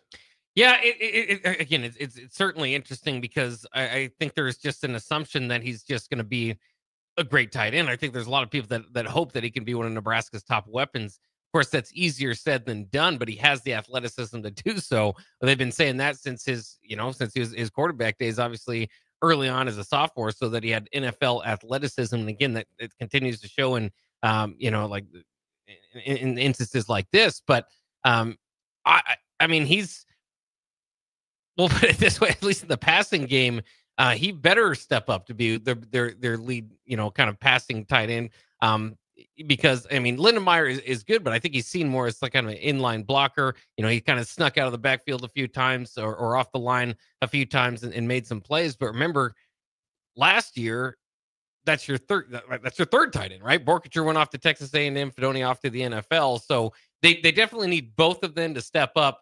But it's kind of like trying to read in between the lines about all this with Haarberg about, he's going to be a big weapon for us, or he's got a long way to go. So they're kind of feeding you both sides of it. But I think ultimately he will be a really good weapon for Nebraska if they find out how to utilize him, which is interesting because last year, did they utilize him in the right ways? They usually have a play almost every game of some sort of pass threat, type of play. But was it ultimately all that successful, or what? Was it utilized correctly? No, it was a waste last year. Holgorsen tried to do some things with him wildcat at quarterback late in the year. It was a waste. They wasted a year with Heinrich Haarberg. It's funny. You mentioned, I went specifically back to my tweet after Holgersen's press conference. I've got it in front of me. You can see the picture of Heinrich right there that I used, because you're talking about they're kind of saying two things at once. And here's what I put. Heinrich Haarberg is one of the most intriguing players on this year's team. By the way, follow me on X if you got nothing better to do with your life. Dana Holgorsen called him, and I quote, a work in progress, end quote, to Jake's point, and also said, and I quote, he's really going to help us, end quote. Like, what in the world does that mean? Here's what I think it means. At tight end, he's a work in progress. In this offense in general, I can move him all over the place. These are me putting words in Holgersen's mouth or me trying to interpret what I think he said. I can move him all over the place, and I can create matchup nightmares with that. That's what I think he meant and what I think he means. Okay. Anything before we go to break, Jake? No. All right, ladies and gentlemen, don't go anywhere. We got more when we come back. Who are you? I'm the truck fairy. You mean the tooth fairy? No, truck fairy. I appear when someone dreams about winning one of the 8 new trucks in the Nebraska Lottery's Trucks and Bucks scratch game. Oh, so you leave Trucks and Bucks tickets under my pillow? No. Cash? Sorry. What exactly do you do? Remind people to play today. Don't think I need a truck fairy for that. Yeah, I get that a lot. Play Trucks and Bucks from your Nebraska Lottery. Top prize odds are 1 in 336,000. Stop by Window World Lincoln for an open house of their new location at 5945 Cornerster Highway from 11 to 7 this Friday, April 4th, for giveaways and raffle prizes and a remote broadcast by the guys from the captain from 1 to 3. That's Friday at Window World Lincoln, now at 5945 Cornhusker Highway. Are you ready for a new opportunity? Check out Sandhills Global. Join a dynamic team where your skills are valued and your career can soar. We offer full-time positions with a 4.5-day work week, competitive pay, excellent benefits, and a positive work environment. From IT and marketing to sales and finance, we're looking for talented individuals just like you. Apply today at sandhills.jobs and take the first step towards an exciting future. That's sandhills.jobs. Don't wait, apply now. Ever wish you had another light switch on the other side of the room on a dark night? How much better would you sleep at night if you had a ceiling fan in your room? The High Electric Service Department is here to make your electrical what-ifs a reality. Whether you're looking to replace some outdated light fixtures or brighten up your counters with under-cabinet lighting, High Electric can handle all types of residential electrical installations and services. Give Erica a call today at 402-466-6606 or visit high-electric.com to get started. Salt Mine City is not only Lincoln's newest brewery, but they're also now serving food. Enjoy a full menu of great items daily for lunch and dinner, like their peanut butter and jelly burger with bacon and cheddar cheese, or a Reuben sandwich served on Blackstone rye bread. Don't forget their beef or chicken nachos with guacamole, sour cream, jalapenos, and more. Wash it down with one of their 12 beers on tap, including the popular single-axle light American lager. Salt Mine City, now open 11 a.m. every day but Mondays at 8th and R. This is James Harrell with NP Dodge Real Estate. When I became a licensed realtor, I wanted a brokerage that would help me grow in my new career. I found that in Lincoln First Realty. When Lincoln First was acquired by NP Dodge, the training and support I received only got better. I love knowing I have the power of the NP Dodge brand behind me. I would recommend NP Dodge to new agents looking to jumpstart their real estate career and to current agents who want to take their business to the next level. Expand your career with NP Dodge. Call Eric at 402-434-2222. If you're a veteran, our nation has created a wide range of benefits to thank you for your service. But it can be difficult to navigate the process of determining eligibility, filing claims, appealing decisions, and securing the benefits you've earned. Speak to your County Veteran Service Officer or the Nebraska Department of Veterans Affairs State Service Office to see what's available to you and your family. These services are 100% free. So visit veterans.nebraska.gov today. Sponsored by the Nebraska Department of Veterans Affairs, aired with the Nebraska Broadcasters Association and this station. At Valentino's, we're on a mission for tradition. On every slice, for every bite. Golden baked crust, cooked to perfection every time. Savory sweet sauce that's made from our own secret recipe. Loaded with the perfect amount of fresh toppings and melty mozzarella cheese. It's the tradition that Nebraskans have come to love. From game day to every day. Valentino's. Taste the tradition. The electrical workers of Local Union 265 are now hiring licensed journeyman electricians from $32.50 to $42.50 per hour with paid benefits. And if you're looking for a new career, they're hiring apprentices at $19.50 per hour with paid benefits. Call the office at 402-423-4497 to apply. Start your electrical career today. This is Bill Mitchner, Executive Director of Lincoln Lighthouse. Did you know Lighthouse provides multiple programs for students such as one-on-one tutoring and mentoring, as well as pro-social skill exercises, while providing them a nourishing meal and a safe space during all months of the year, even during school breaks? Learn more or contribute to Lighthouse at lincolnlighthouse.org today.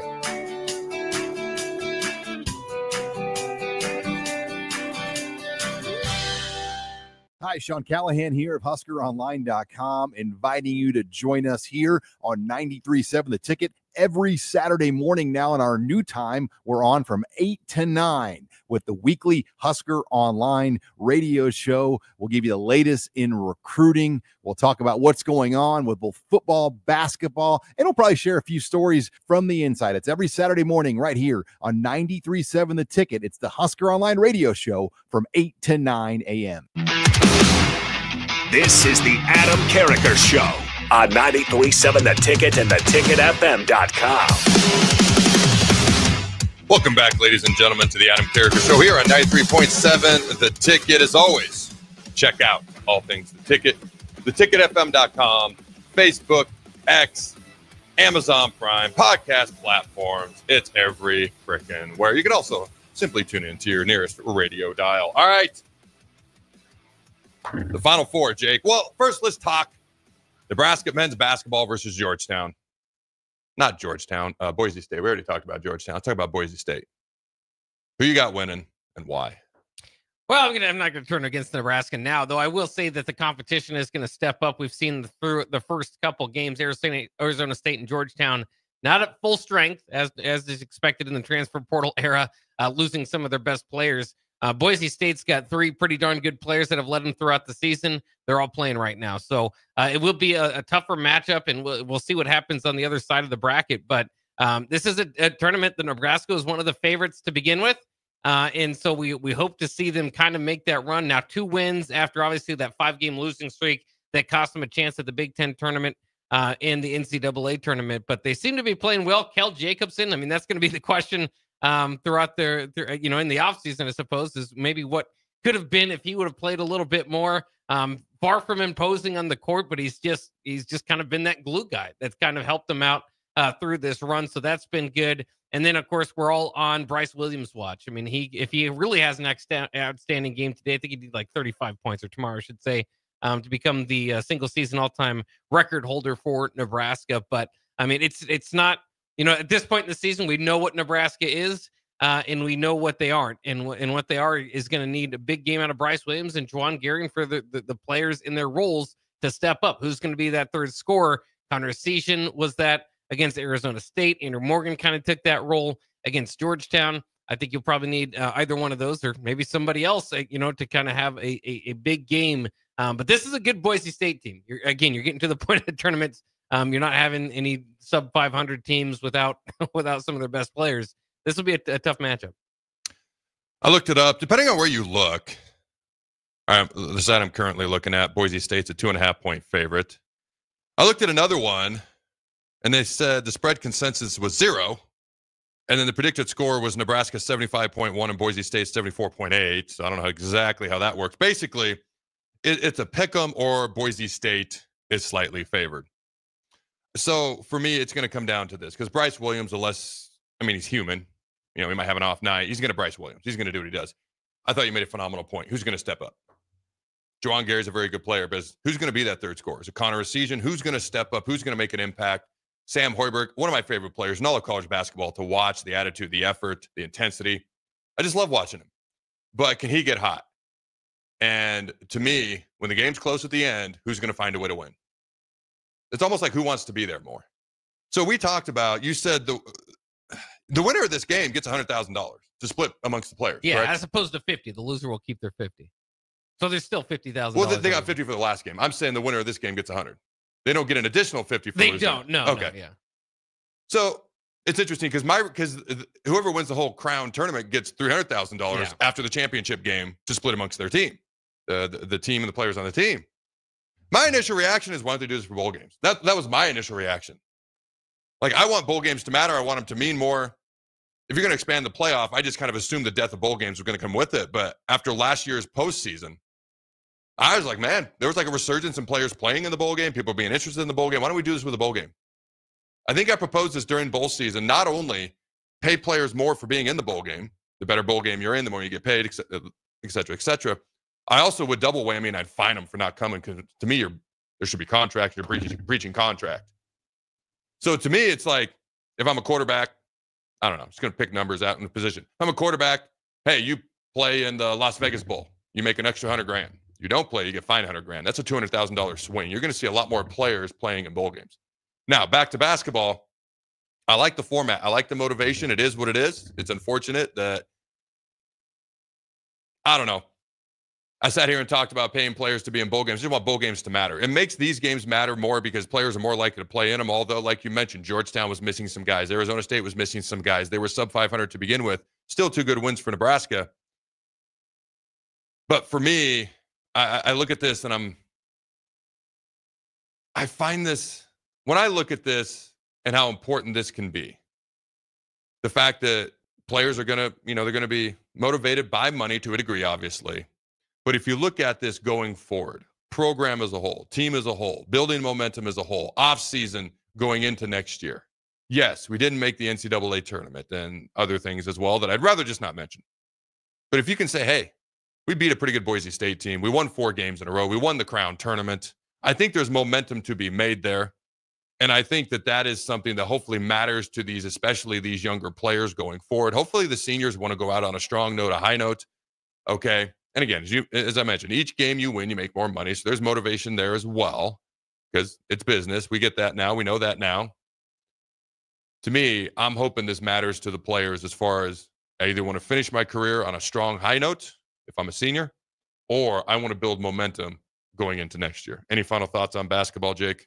It's just kind of interesting. You look at Boise State, by the way, they have won 9 of their last 11 games, both losses coming to Colorado State. If you extend that further, they would have won 13 of their last, 17 games with 3 of those losses coming to Colorado State. So as long as Boise State doesn't play Colorado State, they should be pretty good. They also I don't want to hear that. That's the opposite of what I want to hear. I'm saying they're a pretty good team. They also beat Clemson early in the season as well. We know Clemson made a run this year. I think they were in the last AP poll, like number 12. So this is a good Boise State team. It'll be a tough test for Nebraska. And this, I guess, the money is on the line. But again, Nebraska is one of the favorites coming in. That doesn't mean that it's just the path will be paved for them. This is the competition's there. And then on the other side, Villanova, UCF, the winner of that game will be waiting for Nebraska in the wings there too. So the tougher games are ahead in order to win this tournament. But hopefully Nebraska can power through. All right. Final button on college basketball. Final 4 predictions. Who you got? We have Auburn in Florida, where I want both teams to lose. Actually, I want Florida to win because I want to win the bracket. They're just both from the SEC. But Houston and Duke, who you got winning? Who you got in the national championship game? Well, I like many of us, I picked Florida and Duke. It's not an original take, but a lot of people want to see it. That's what I want to see. I mean, those were the 2 teams that came in with the expectation to make this run, right? They were the 2 highest picked teams as far as brackets go to win the whole thing. So I'd like to see it come down to them. We've had a March that has been void, I suppose, of too many surprises. When you have all number 1 seeds in the Final Four, that makes sense. So I think we should be paid off with the matchup that we all would want to see, in my mind, would be Florida and Duke. And Florida's, Walter Clayton Jr. has just got ice in his veins. I picked Duke altogether, but Florida is on a roll. We'll see what happens there. So I've got Florida and Duke. You make a good point. We go through this whole March Madness outside of McNeese. think there was one other 11 seed that beat a 6 seed. I forget who it was. I actually predicted it, but now I can't even remember who it was. Basically avoided most upsets, because then McNeese goes to the next round. They're a fun story to watch, and they get mollywopped by Purdue. So thanks a lot, Purdue, for ruining that. At least I represented for the Big Ten, I guess. But what if we got to this point and then it was like Houston, Auburn? Like, really? We don't even get the 2 teams we want after not having quite as many upsets at all as we would like. I'm going to go with Florida. I'm going to go with Duke. That's who I had in my – I got 3 of the Final 4 teams right. I'm actually making a comeback in my bracket now. The only one I had wrong was I had Michigan State a 2 seed over number 1 Auburn. I got the other 3 Final 4 teams correct. I'm going Florida. I'm going Duke. But brief synopsis: Auburn head coach Bruce Pearl. They were 32-5 on the seasons. Key wins this year: they've beaten Houston, Iowa State, North Carolina, Memphis, Purdue, Tennessee, Ole Miss, Alabama, Kentucky. All right, key losses: Duke, Florida. All right, they've already lost to Florida this year. Texas A&M, Alabama. So they split 1-1 with their in-season or their in-state rivals, Alabama. There. All right, you look at. Let me see. Let me get down to Florida here, because their opponent is Florida. Florida 34-4 on the year. I mean, they beat Tennessee when they were number 1 in the country at the time. Arkansas, who made a Sweet 16 run. They beat Auburn when they were number 1 in the country and when they played during the regular season. Mississippi State was actually ranked. Texas A&M, Alabama, Ole Miss, Missouri, Alabama. Again, they beat Alabama twice. They beat Tennessee twice. Their losses were to Kentucky, Missouri, Tennessee, and Georgia. Okay, Florida. I'm going to take Florida to get the win over Auburn. I do think these have the potential to be 2 very good games, though. I really do. Watch, they're going to be blowouts. But I think they're going to be close. Duke, 35-3 on the year. John Shire is their head coach. All right, their big wins: Arizona, Auburn, Louisville, Illinois, Louisville again in the ACC championship game. Lost to Kentucky, Kansas, and Clemson. All right. And then Cooper Flagg, one of the key players for Duke. I saw a thing. He's never beaten his mom one-on-one. Oh, really? Yeah, so basically when he was growing up, his mom's actually pretty good at basketball. They would always play. Well, when he was younger, she was always bigger, stronger, had played more. So she'd always win. One day, all of a sudden, he's like looking her eye to eye. And they're playing. And all of a sudden, she's like, I would just back him down. I just back him down, turn around, do the little bank shot. Nothing he could do about it. All of a sudden, it was a little bit harder for her to do that. And he was able to make longer shots, and he was like ahead in this one-on-one game. She goes up for a rebound, feels a pop in her knee, tears her meniscus, game ended. She goes, technically, he's never beaten me one-on-one in his entire life. I watched the video of the mom talking about this. So that's always fun. But Cooper Flagg averaging 19 points a game, 8 rebounds, 4 assists, 1 block, and 1 steal. Duke, I'm going to take them over Houston. I've always liked the Houston basketball program. I always felt like they were a little bit overlooked.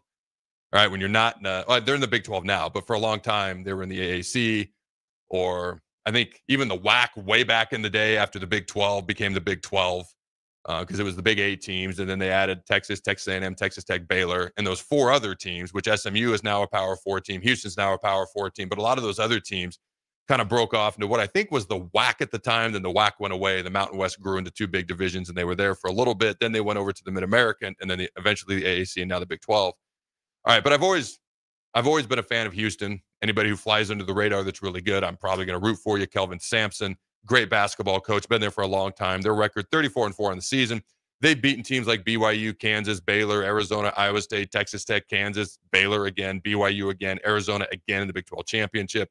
Their losses on this year: Auburn, Bama, San Diego State, Texas Tech. All right, there's a little bit of a preview of the Final 4 teams. Jake and I are giving you absolutely nothing exciting at all as we both pick the 2 favorites, Florida and Duke. Final thoughts before we head to break, Jake? Or are we good to go? Just one thing to keep in mind. Auburn's starting 5, average age, 23.2 years old. Oklahoma City Thunder's starting 5, 24.4. So not that far off. All right, if they played Oklahoma City, who are you taking? I think I'll go with the Thunder. Yeah, me too. That's all right. Good thing they don't have to play them. They just have to play Florida. Don't go anywhere. We got 1 second left, and then I'm off for the weekend. McKinney's Irish Pub in the Haymarket is your place for English Premier League soccer. On Tuesday, April 1st, Wolves place West Ham at 1:45 p.m., followed by Nottingham Forest versus Man United at 2 p.m. On Wednesday, April 2nd, Newcastle plays Brentford at 1:45 a.m., followed by Liverpool versus Everton at 2 p.m. Liverpool currently leads the standings with 70 points. You can find all this and more at McKinney's Irish Pub in the Haymarket, your place for English Premier League soccer, located at 8th and P. 93.7 The Ticket, Fox, KFXL weather. Sponsored by John Henry's Plumbing, Heating, and Air Conditioning. Your Lincoln forecast for today, we'll see a chance of rain showers throughout the day. The afternoon high around 53. Tonight, a chance of showers early and gradual clearing, a low around 31. And tomorrow, we'll see mainly sunny skies and it will be breezy. An afternoon high around 51. I'm meteorologist Kyle Klecker for 93.7 The Ticket and theticketfm.com. Ever wish you had another light switch on the other side of the room on a dark night? How much better would you sleep at night if you had a ceiling fan in your room? The High Electric Service Department is here to make your electrical what-ifs a reality. Whether you're looking to replace some outdated light fixtures or brighten up your counters with under-cabinet lighting, High Electric can handle all types of residential electrical installations and services. Give Erica a call today at 402-466-6606 or visit high-electric.com to get started. Are you ready for a new opportunity? Check out Sandhills Global.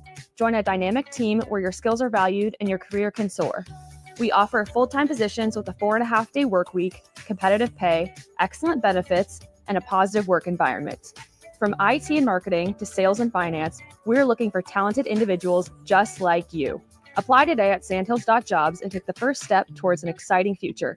That's sandhills.jobs. Don't wait, apply now. Rosie Sports Bar and Grill, open for lunch and dinner at 1501 Center Park Road. What's going on, fans? This is Lexi Rodriguez, 4-time All-American at Nebraska and now proud member of Omaha's newest professional team, Love Omaha Volleyball. League One Volleyball is bringing the heat this year. Don't miss your chance to see Olympians, national players, and national champions right here in Omaha from now through April. We can't wait to see you cheering us on in the stands. Visit lovboma.com to buy single match tickets to see me and Love Omaha Volleyball in action this season. Go Big Green!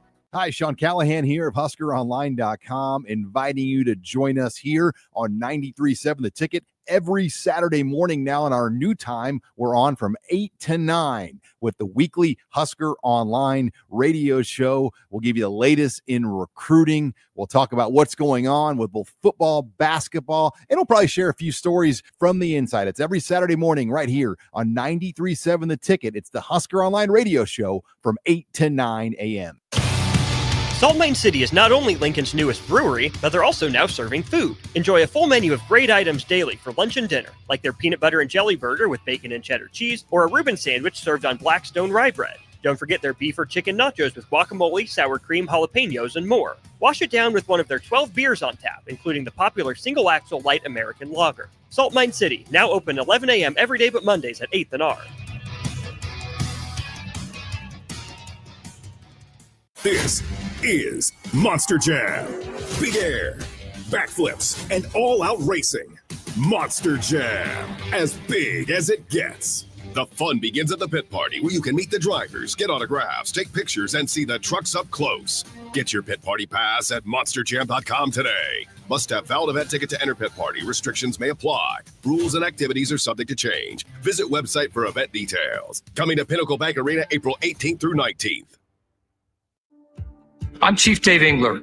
When a fire truck hits a pothole with 12 tons of fast-moving equipment and crew, it's a problem. On your ballot in April is a measure to continue Lincoln's quarter-cent sales tax for street improvements. A vote against eliminates the street funding. A vote for will not raise your taxes and keeps the funding in place. Learn more at LincolnOnTheMove.com. We use our Lincoln streets every day, and so do first responders. But visitors and out-of-town commuters also do. A quarter-cent sales tax for streets passed by voters in 2019 makes those commuters pay about $6 million a year to improve streets. On your ballot in April is a measure to continue it. A vote against means no more funds from commuters. A vote for will not raise your taxes, and commuters still pay. Learn more at LincolnOnTheMove.com. Paid for by the City of Lincoln. 93.7 The Ticket is proud to provide listeners with daily opportunities to win contests and prizes on our airwaves, and would like to take this opportunity to remind you of a couple rules. All participants must be 21 or older and must wait 30 days after winning a prize to participate in another contest. Once you win, you have 30 days to pick up your prize at the KNTK Studios, 1040 O Street in Lincoln, or your prize will be forfeited. Thank you for participating in our contests, and thank you for listening to 93.7 The Ticket. Early break. How to present the card. Present your credit card or your debit card. And you're presenting generally At first, debit. when you said that, I thought you were talking about your business card. And I go, but you're giving them your business card. Thank you. And I'm Steve Sipple from On3. And if you need to log in, do that. You will get an occasional like with Steve Sipple, Jake Sorensen, and Bill Bush from 6 to 9 every weekday morning on 93.7 The Ticket and theticketfm.com. This is the Adam Carriker Show on 93.7 The Ticket and theticketfm.com. Boom! Welcome back, ladies and gentlemen, to the Adam Carriker Show here on 93.7 The Ticket. It's the last segment before we head to the weekend. Jake, are you going to miss me? Yeah, I will. I'll enjoy the Final Four weekend, but I'll still be thinking, man, I wish I was on the Adam Carriker Show. I was going to say lies, but then you sold it so well. You sold it so well. I'm going to miss you as well. All right, ladies and gentlemen, as you head into the weekend, just remember the difference between fear and courage. Fear is a reaction. Courage is a decision. By the way, I'm staring at a picture of a dog barking at a bear and a bear turning around and running the other way. Again, fear is a reaction. Don't be the bear. Courage is a decision. Be the insane dog that was willing to take on the much bigger bear. All right. Couple of random thoughts here before we head out. College football coaches known to be in the $10 million club this upcoming season. There is 7. How many can you name, Jake? I could give it a shot. Kirby Smart. Yeah. The guy who was complaining about things earlier, but he makes fair points. Go ahead. Yeah. Dabo Sweeney. Yep. Steve Sarkisian. Yes. Let's see. Kalen DeVore. Yep. You got 3 more. Okay. You're doing good. Marcus Freeman. No. Nope. All right. My guess. I lost then. You did really good. There's 3 more, and you missed 2 of the most obvious ones, honestly. Is Belichick at 10? No. That's a good guess, though. Yeah. Ryan Day. Oh, yeah. Okay. Deion Sanders. Yeah. And the one that wasn't as obvious, Lincoln Riley. But Okay. I do like the Belichick guess, though. I thought that was really good. I came across this random stat. Did you know that in 1988, an independent team, I'm going to read this slower, because when I saw this, I was like, wow, the game has changed a lot. Did you know that in 1988, an independent team won the national championship? And here's the interesting part. 80% of the final AP top 5 teams were all independents. 4 of the top 5 final AP 5 teams in the country were independents. We're looking at Miami, Florida State, West Virginia, Notre Dame. Notre Dame won the national title that year. The only team that's still independent, and they shouldn't be, is Notre Dame. All right, let's see what else I got here. That may be it for my randomness, except for this quote from Dana Holgerson, which kind of flew under the radar a little bit. And I quote, "People are going to see who I am," end quote. What do you think that means? It's ominous. I don't know what that means. Very ominous. I'm looking forward to it, though. Dude, that was a phenomenal response. I think Dana Holgerson, things didn't end wonderfully at Houston. Okay, he got the opportunity at Houston because things went really well at West Virginia. The feelings at West Virginia weren't warm and fuzzies, even beyond what you would expect to be normal for a coach leaving. And then things at Houston didn't go great. I think the man is on a mission, and I think he's out to prove some things because he's a really good football coach. He's a great offensive coordinator. He talked about questioning his life's decisions on starting January 2nd, because he wanted January 1st off, walking 12 minutes to the facility every day and just watching every single game last year and dissecting every single game and breaking everything down. The life decisions were about the cold weather, not about the football he was watching. But although at times I could see that. Anyways, I digress. Sorry, Jake. But for me, I think Holgerson is out to prove something. And I think he said he's working harder than he's ever worked. I think those are things that Matt Rule demands of his staff and his coaching staff. But I think he's bought into what Rule is doing, and I think he's out to prove, like, hey, I'm a really good football coach. Hopefully we can keep him here for a while, and hopefully there's a reason other people want him, but hopefully those reasons aren't enough for him to leave, and we can retain him, and hopefully the offense is doing really, really good this year. All right, Jake, any final thoughts before we get out of here? Well, it's funny because I think that, kind of what you're referring to, what he's referring to would be maybe what he's going to develop this offense, which has been, 2 years ago was historically bad. Last year took a step up, but still has a long way to go to completely turn that. And I think everybody, that's why you love the OC hire. It feels like they've got the guy to do it. So we're going to see what he has to say, or what is he able to do. And I hope that, like the hire would indicate that he is the right guy. But when I hear that too, the only thing I think is he's going to pass the ball a lot. His yards per carry, because I forget the exact quote. What do you say? Stats don't matter. Yards per carry does. Something like that. Yeah, or yards per play. Matter. Yards per play. Yep. Okay, I've got to ask. Because yards per play does matter.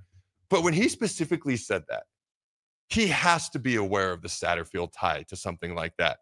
Do you think there was an underlying thing to that quote, or do you think it was just a strong coincidence? There's no way that's a coincidence. I mean, if he was he works with the guy in the room.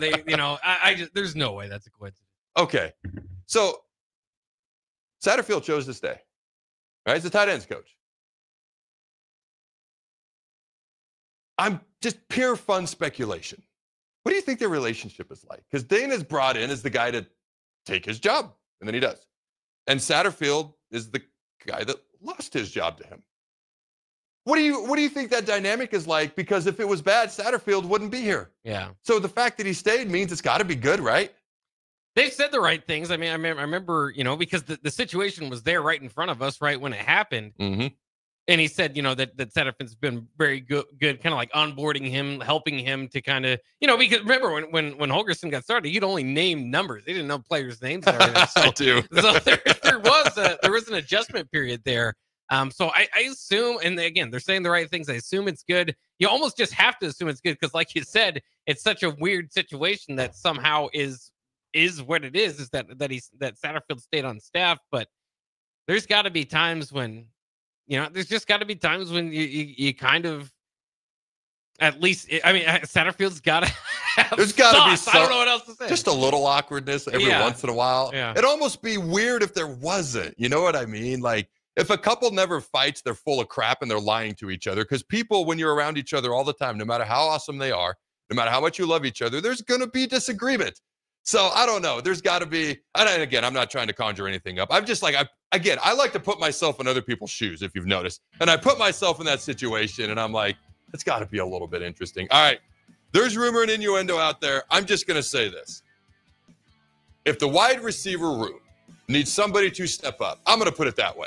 Needs somebody to step up. If information comes out that requires somebody to step up that we've not talked about as much this offseason, who's the guy that would stick out to your mind that might do that? For me, it's Cortez Mills. But for you, starting next fall, who would it be?